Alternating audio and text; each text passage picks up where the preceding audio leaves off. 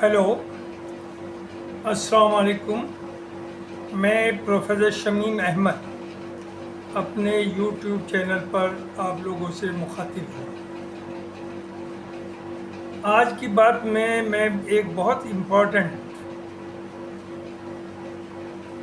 मसले पर बात करूँगा। वो है कि इंडिया गठबंधन ने क्या किया और इसका क्या फ्यूचर है। उसी तरह से थोड़ी बात एनडीए की भी होगी। देखिए, इंडिया गठबंधन एक बहुत बड़ी हिस्टोरिकल सक्सेसफुल इवेंट है as far as political parties are concern और अपोजिशन इज कंसर्न। शुरू में बड़ी प्रॉब्लम्स आई और ये लग नहीं रहा था कि इंडिया गठबंधन बन पाएगा, लेकिन बाद में चूंकि ये तय हो गया था, ये लोगों का आइडिया था, ख़ास तौर से सभी रीजनल पार्टीज को भी ये रियलाइज़ किया उन्होंने कि अगर अभी नहीं तो कभी नहीं। यानी अगर मोदी जी की जो वो क्लेम कर रहे थे 400 पार या 370 सीटें आ जाती तो सबको ये एहसास हो गया था कि अब दोबारा कभी इलेक्शन हिंदुस्तान में नहीं होगा और ये रीजनल पार्टीज पॉलिटिकल मैप से ख़त्म हो जाएंगी। तो वो दहशत थी, वो डर था, जिसकी वजह से इन लोगों ने करीब आने की फिर कोशिश की। उसके साथ साथ राहुल गांधी का सबसे बड़ा रोल था और राहुल गांधी ने जिस तरह से काम किया, सबको नंबर एक, बहुत ऑनेस्टी और सिंसियरिटी से वो लगे रहे। और चूँकि no he seem to be a very visionary, वो जानते थे कि आने वाला फ्यूचर इंडिया के, हिंदुस्तान के लिए क्या होगा, लिहाजा उन्होंने सबको अकोमोडेट किया, लार्ज हार्टेडनेस दिखाई और बहुत ही ऑनेस्टी के साथ नेगोशिएट किया। किसी भी स्टेट्स में उन्होंने इस पर लड़ाई नहीं करी कि हमें इतनी नहीं इतनी सीट चाहिए, जबकि जब से पदयात्रा हुई है राहुल गांधी जी की, जो वोट शिफ्टिंग हुई है अपोजिशन की तरफ, वो बाय एंड लार्ज कांग्रेस के खाते में आई है। और वैसे भी हिंदुस्तान में जो इस वक्त चल रहा है अपोजिशन वर्सेस रूलिंग पार्टी, अगर कोई लड़ रहा है, लड़ाई लड़ता हुआ दिख रहा है, तो सिर्फ राहुल गांधी था। बहरहाल एक ये हिस्टोरिकल कदम था कि एक बहुत अच्छा गठबंधन बना जिसका नाम इंडिया गठबंधन दिया। और बीजेपी ने कोई हरबा ऐसा नहीं छोड़ा, ख़ास तौर से मोदी जी ने कोई ज़बान कि इन्हें प्रोजेक्ट वो करना चाहते थे कि मुसलमानों की पार्टीज है, एंटी हिंदू पार्टी है, एंटी राम पार्टीज है, लेकिन लोगों ने उस चीज़ को एक्सेप्ट नहीं किया, क्योंकि लोग अब समझ गए, लोग मीन्स हिंदू लोग, कि अब मुल्क जो है वो हिंदू मुसलमान पर नहीं चलेगा, बल्कि रोजी रोटी भी चाहिए, उनके बच्चों को नौकरी भी चाहिए। महंगाई बहुत ज़्यादा है, तो ये सब इश्यूज आ गए और फाइनली सीट्स का बंटवारा भी हर स्टेट में बिल्कुल to the satisfaction of all हो गया। पंजाब में समझौता नहीं हुआ, लेकिन वो भी टेक्निकल ठीक था, उसमें वहाँ समझौता अगर इंडिया गठबंधन मिलकर चलता तो शायद उतना फ़ायदा ना होता। वही बंगाल की बात है, बंगाल में भी मैं समझता हूँ ये टेक्टिकल मूव था कि वहाँ अलायंस नहीं रखा, लेकिन ममता ने हमेशा कहा कि she is part of India गठबंधन और वहाँ परफॉर्मेंस बहुत अच्छी रही। तो अगर ओवरऑल देखिए, ठीक है इंडिया गठबंधन की गवर्नमेंट नहीं बनी, लेकिन बीजेपी को कहाँ ला के खड़ा कर दिया। जो 2000 और 2014 और 19 में अपनी फुल फ्लैज गवर्नमेंट बनाई, मनमानी 10 साल तक करी, वो 270 जो 273 का रिक्वायरमेंट है वो भी पूरा ना कर पाए और 240 पर अटक गए। मुल्क में लोगों को, खासतौर से अपोजिशन को, एक बड़ी ठंडी सांस ली है और एक उन्हें सुकून, उनके चेहरे पर एक पीसफुल माहौल नजर आ रहा है, एक पीस नजर आ रही है। उधर देखिए तो बीजेपी की तो नहीं बनी है हुकूमत, एनडीए की बनी है। और ये छोटी बात नहीं कि third time Modi ji prime minister बन गए, लेकिन चेहरों पे किसी के भी रौनक नजर नहीं आ रही। तो कुछ तो हुआ है जो सब फील कर रहे हैं, यानी जो हारे हैं वो सेलिब्रेट कर रहे हैं और जो जीते हैं उनके चेहरे पर रौनक नहीं। तो ये दूसरी तरह से एक हिस्टोरिकल इलेक्शन हुआ जिसमें जीतने की खुशी नहीं है और हारने की खुशी है। और ये भी बहुत बड़ा अच्छा स्टैंड लिया इंडिया गठबंधन ने कि वो हुकूमत नहीं बनाएंगे।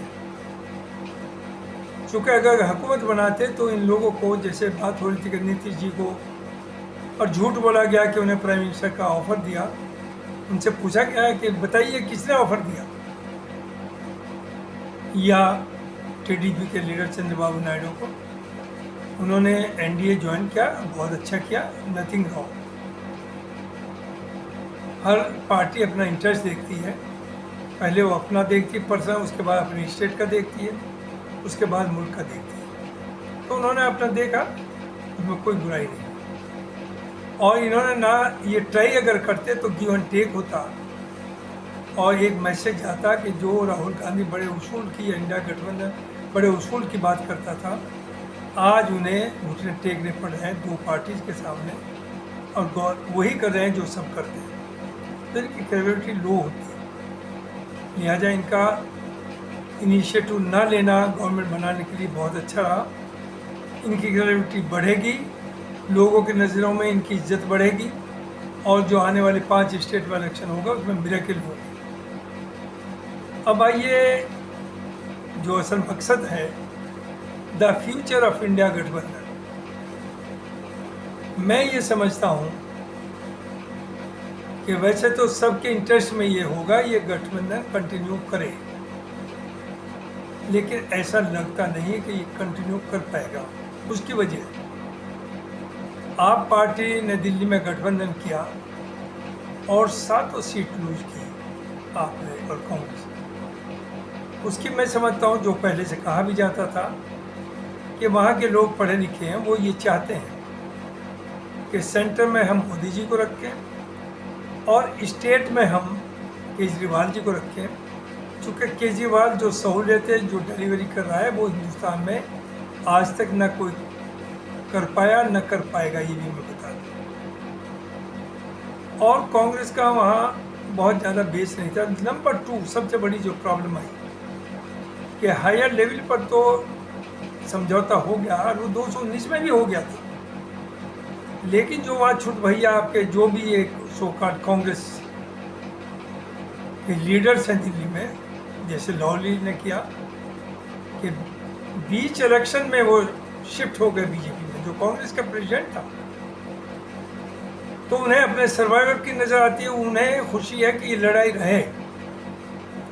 वो केजरीवाल को बर्दाश्त नहीं करते, करना चाहते हैं ना करते हैं, जबका उनका कोई ना काम है, ना उनकी कोई पहचान है, ना वो पावर में आ सकते हैं, ना उनके पास नेटवर्क है। उन्होंने दिल्ली में जो कांग्रेस के लोकल लीडर्स हैं, कांग्रेस को डुबोया है। ये तो इस बार बड़ा बोल्ड एक्शन लिया राहुल गांधी जी ने कि ये समझौता हुआ, लेकिन अगेन ऑन लोकल लेवल्स न कांग्रेस के लोग आप पार्टी के कैंडिडेट्स को सपोर्ट करने के लिए गए और इसलिए ना ही आप पार्टी के फिर कांग्रेस के कैंडिडेट्स की सपोर्ट में निकले। लिहाजा 7 के 7 पर हारे। उसके बाद इलेक्शन रिजल्ट आने के बाद आप पार्टी ने ऑलरेडी डिक्लेयर कर दिया कि ये जो समझौता था इंडिया गठबंधन सिर्फ पार्लियामेंट के इलेक्शन तक था, it's not valid for assembly elections, और लिहाजा हम असेंबली इलेक्शंस में अकेले लड़ेंगे। ये ऑलरेडी ऑन रिकॉर्ड, ये कांग्रेस या पार्टी स्टैंड ले चुकी है। और उसकी वजह है 200 जो अभी 19 में इलेक्शन हुए थे असेंबली के, दिल्ली असेंबली के, उसमें कांग्रेस को 0 मिली, बीजेपी को 70 में फिर भी 8 मिली। उससे जो पहला हुआ था इलेक्शन 14 में, उसमें भी कांग्रेस को 0 मिली, बीजेपी को 2 मिली और 68 सीट आप पार्टी को मिली। अब अगर वो समझौता आप पार्टी आगे इंडिया गठबंधन को चलाएगी दिल्ली में, तो जाहिर है दिल्ली के लोगों की डिमांड होगी कि कांग्रेस को कम से कम 20-30 सीट दीजिए। 70 है, 70 में 25 तो दीजिए। वो क्यों देंगे और क्यों उन्हें देना चाहिए? और उन्हें अंदाज़ा हो गया पार्लियामेंट के इलेक्शन से कि जब दिल नहीं मिलते, अब अपने इंटरेस्ट के को पूरा करने के लिए समझौता हो, तो वो समझौता चलता नहीं। और वही पार्लियामेंट के इलेक्शन में दिल्ली में नजर आया। तो ये तो बात हुई दिल्ली की, लेकिन मैं ये समझता हूँ जहाँ तक सेंट्रल गवर्नमेंट का मामला है, पार्लियामेंट का मामला है, वहाँ आप पार्टी, कांग्रेस, जीते भी इंडिया गठबंधन के लोग हैं, वो हाथ मिला करके आगे बढ़े। स्टेट्स में उनकी मजबूरियाँ होंगी, वो सब लोग, पॉलिटिक्स कोई ऐसा वैसा गेम नहीं है, कोई किसी पर एहसान नहीं कर, सब अपना इंटरेस्ट देखते हैं। अब आइए, यूपी है सबसे बड़ी स्टेट। हालांकि अखिलेश जी भी कह चुके, राहुल जी भी, कि यहाँ कंटिन्यू करेगा इंडिया गठबंधन। मैं नहीं समझता कि यहाँ ये कंटिन्यू कर पाएगा। उसकी वजह है जिस तरह से कांग्रेस को ट्रीट किया अखिलेश जी ने, 17 सीट दी,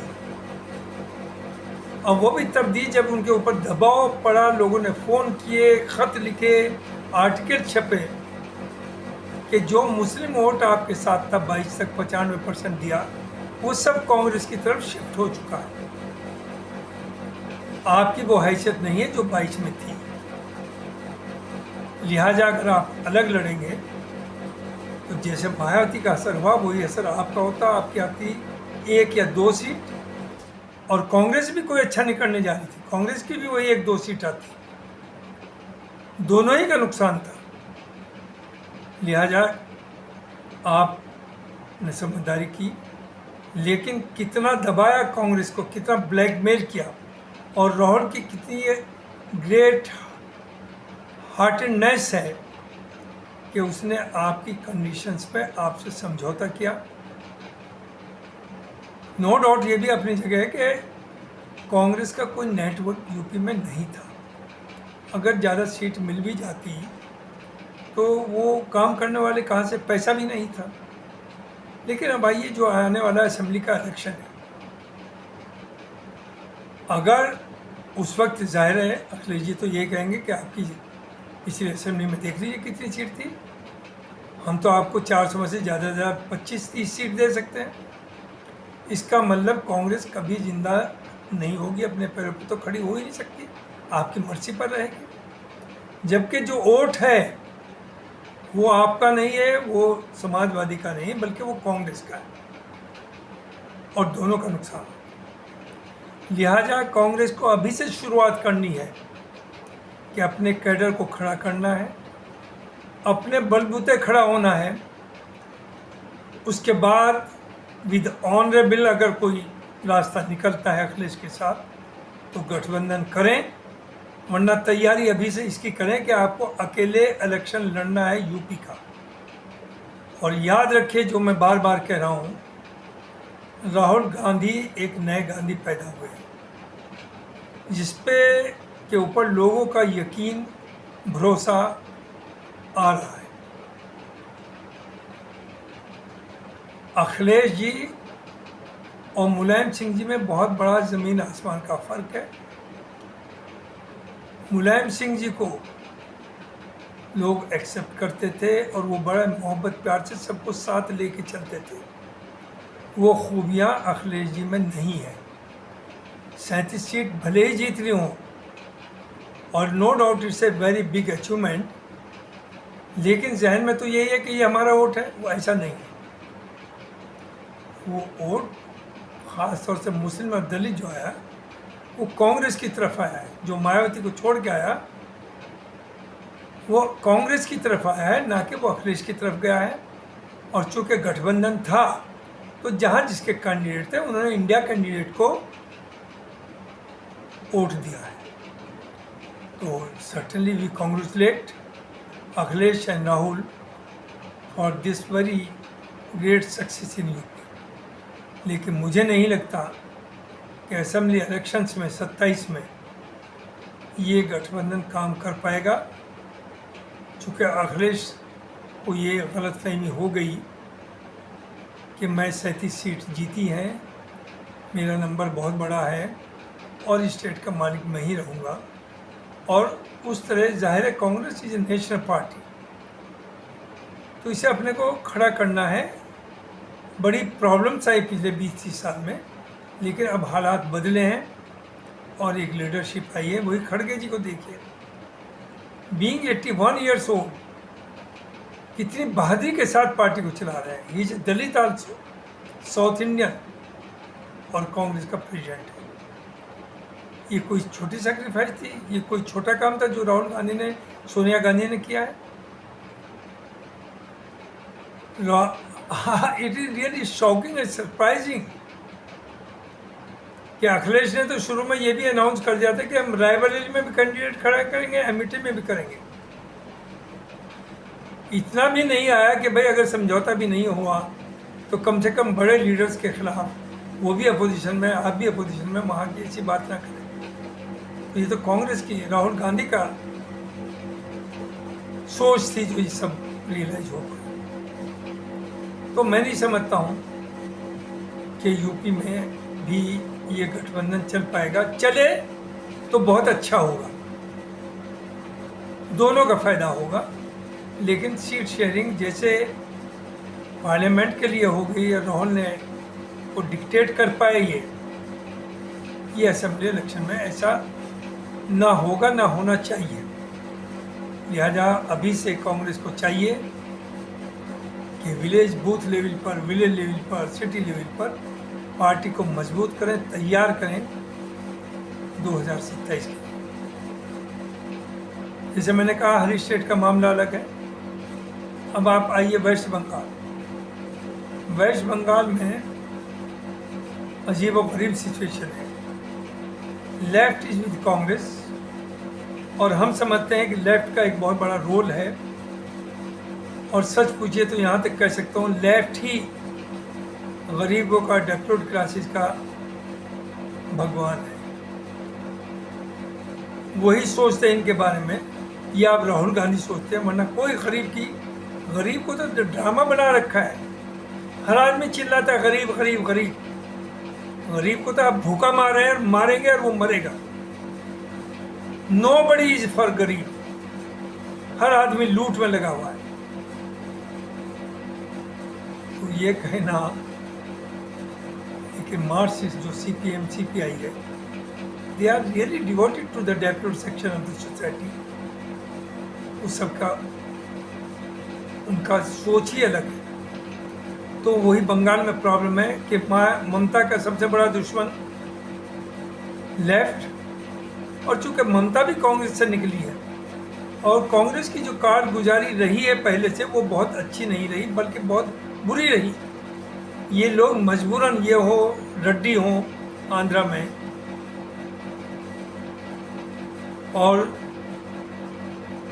तेलंगाना का चंद्रशेखर हो, ये सब तो कांग्रेस ही के थे। चूंकि कांग्रेस को नॉट मैनेज हर अफेयर्स, तो सबको छोड़ के जाना पड़ा। और सबको चूंकि इनकी कनिंगनेस का पता है कांग्रेस की, तो ये डरते हैं कि ये फिर हमारे साथ ये ना करे, लेकिन आई फील राहुल गांधी की वो सोच नहीं है। भाई उससे अगर नाराज हैं या दुखी है, वो तो सबसे ज़्यादा हम मुसलमान हैं। 25,000 कम्युनल राइट्स कराए हैं कांग्रेस ने 60 साल में, लाखों मुसलमानों को मारा। लेकिन जैसे सभी को मालूम है, Congress was control by RSS element. 47 से पहले जितना आरएसएस सोच के लोग थे वो सब कांग्रेस में थे। उन्होंने ब्लू स्टार कराया, उन्होंने 1984 में जो सिखों का कत्लेआम हुआ उसमें पार्टिसिपेट किया, लेकिन कांग्रेस को नॉट डिफाइंड इटसेल्फ। कांग्रेस बोल नहीं पाई ना जाने क्यों।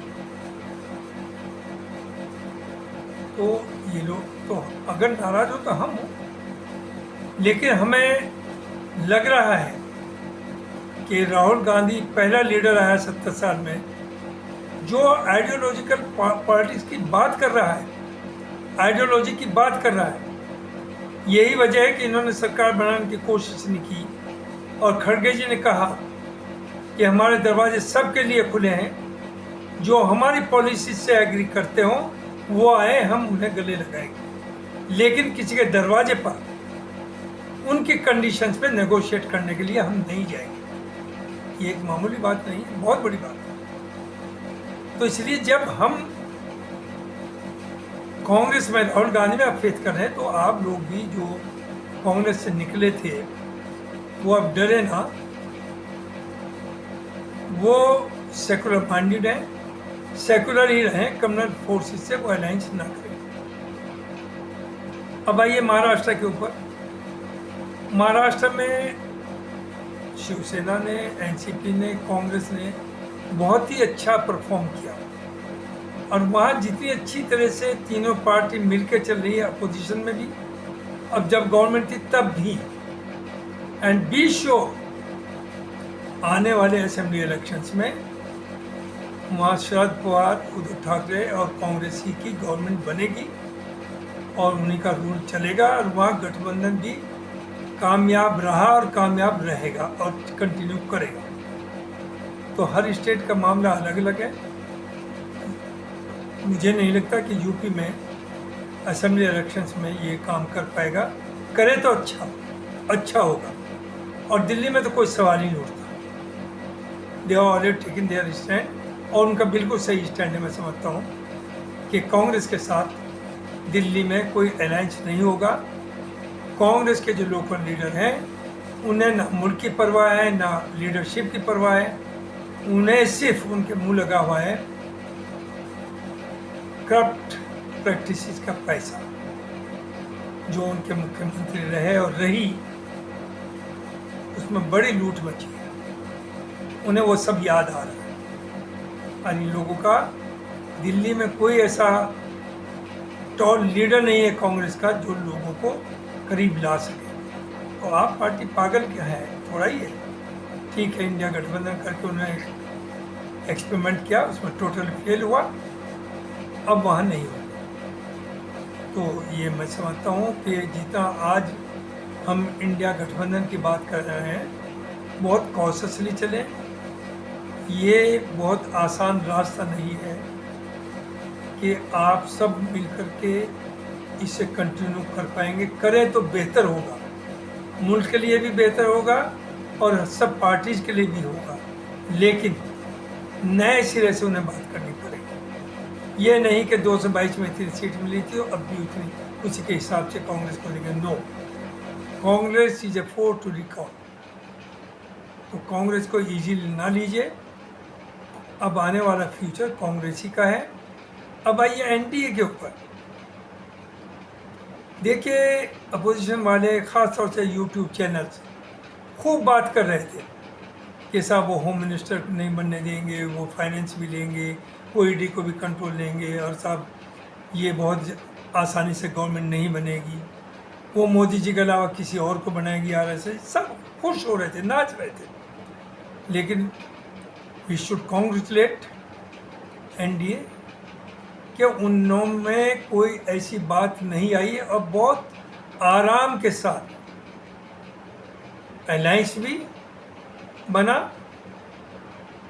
और मिनिस्ट्रीज का डिस्ट्रीब्यूशन भी हुआ, और जो जो बातें हो रही थी पब्लिक में कि ये होगा वो होगा, कुछ नहीं हुआ। जो दिया गया वो इन्होंने ले लिया है, नीतीश जी ने भी और चंद्रबाबू नायडू ने। चूँकि उनका इंटरेस्ट है अपनी स्टेट्स में जहाँ से वो आए हैं, उनका सिर्फ और सिर्फ मकसद ये है कि जो हम अपनी पॉलिसीज है उसे इंडिपेंडेंटली चलाएंगे, वो चला रहे हैं। चंद्रबाबू नायडू के बेटे ने भी कहा कि हम मुसलमानों का जो रिजर्वेशन है, चंद्रबाबू ने भी कहा उसे, जो मुसलमानों को हमने 4-5% दिया हुआ है उसे हम कंटिन्यू करेंगे, उसे हटने नहीं देंगे, जो बीजेपी की सोच के बिल्कुल खिलाफ है। हाजियों के लिए उन्होंने सब्सिडी का डिक्लेरेशन किया, जो बीजेपी की सोच के खिलाफ है। तो वो अपनी स्टेट में, चूँकि दोनों as a matter of fact secular हैं और मुस्लिम्स में इनका बेस है, तो वो भी उसे डाइल्यूट नहीं करेंगे। हाँ, मोदी को मजबूरी है कि उसका जो हिंदुत्व का था एक पूरा, जिस पे गवर्नमेंट चल रही थी, उन्हें की मजबूरी डाइल्यूट करना पड़ेगा। और जिस दिन से रिजल्ट आया उनकी ज़बान भी बदली हुई है, और वो बीजेपी की बात नहीं कर रहे हैं, मोदी की गारंटी की बात नहीं कर रहे हैं। मोदी ये हिंदुस्तान की नस्ल बदल देगा, शक्ल बदल देगा, उसकी बात नहीं कर रहे हैं। अब वो एनडीए की बात कर रहे हैं, और ये बेहद, मैं समझता हूँ, मोदी जी की समझदारी है कि हालात को देख करके ही कुड चेंज हिमसेल्फ, जो आसान नहीं होता है। तो for that I congratulate to Modi ji also, तो वो अपने एलाइज की सेंसिटिविटीज़ को का उन्हें एहसास है, और कोई ऐसी कंट्रोवर्शियल बात नहीं कर रहे हैं जिससे कि एलाइज के दिल में कोई शक हो।